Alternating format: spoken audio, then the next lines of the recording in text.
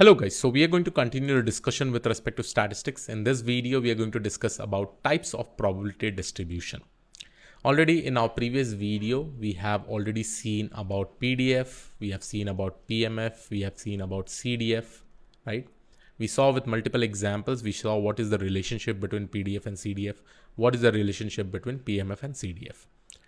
Now, whenever we work with a data set, guys, we may have many features. It may be like we may have a random variable like ages, we may have like weight, we may have, let's say, like salary. So these all are some random variables, right? Let's say ages may follow some kind of distribution. So this is the distribution that ages may follow, right? If I probably consider about salary, salary may follow this kind of distribution, right? There may be weights may follow this distribution again, right? If you probably work as a data scientist or a data analyst, there are real number of chances is that whenever you get a data set, this data set usually follows different, they usually follow a different distribution, right? And there are some set of distribution that everybody should know. Set of distributions that everybody should know, right?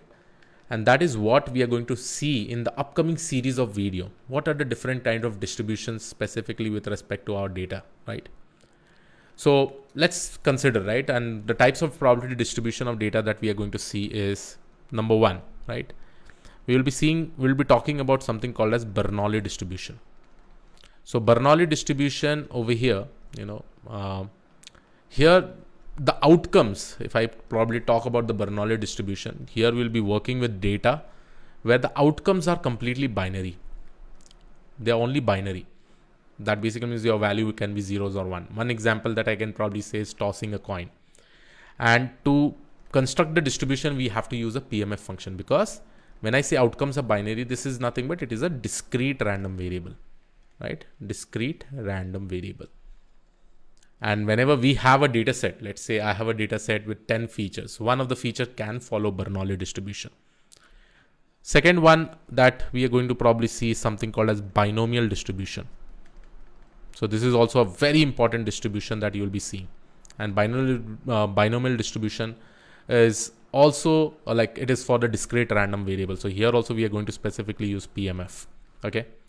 Let's talk about another distribution, a very common distribution that most of the data set follows, which is called as normal or Gaussian distribution.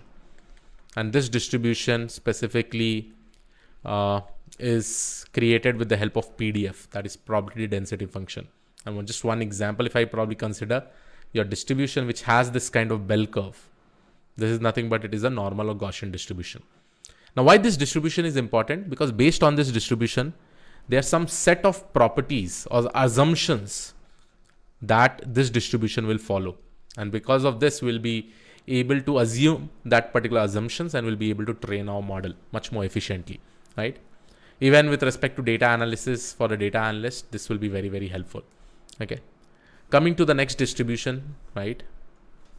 Let's talk about this particular distribution. The fourth distribution that we may be discussing about is something called as Poisson distribution.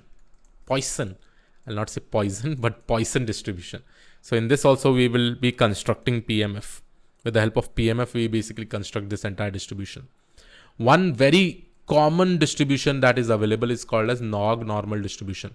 Some of the data set also follows this kind of distribution. I'll be talking about some of the examples over here. And here we basically use PDF because it is for a continuous random variable. Wherever PDF is written, that is for continuous random variable. Wherever PMF is written, that is basically called as, that is for discrete random variable. One more distribution that we will be probably discussing about is something called as uniform distribution, which is again a very amazing distribution. And here you'll be seeing multiple examples. That will be my target. See, my target will basically be to cover as many as distribution and also showcase multiple examples. But why this is really important? Let me just give you an example. Let's say as a data analyst or as a data scientist, you will be given a data set. Let's consider that I have a house price prediction data set. And I want to probably analyze this particular data. Okay. Let's say I have one of the feature like the size of the house. Okay, this is one of the feature. Let's say another feature is number of rooms. Let's say one more feature is that location. Okay, one more feature is that floor, right? Floor number, like what floor you are in specifically. One more feature is that is this near seaside or beach side. Okay, this will be a binomial feature, like the outcomes will be binary, zeros or ones. And finally I have this price, right? Now here you know that every feature, this feature can be a numerical feature. It will be a continuous random variable, right? Continuous random variable, right? Why? Because the values will be continuous. Here it will be discrete, right? If I talk about location, we can convert this into discrete or fixed number of categories. Floor, it will be a discrete number again. I cannot say 4.5 floor or 5.5 floor, right? Seaside, yes or no. So this can be a Bernoulli distribution, right? It can be having values like zeros or ones, right?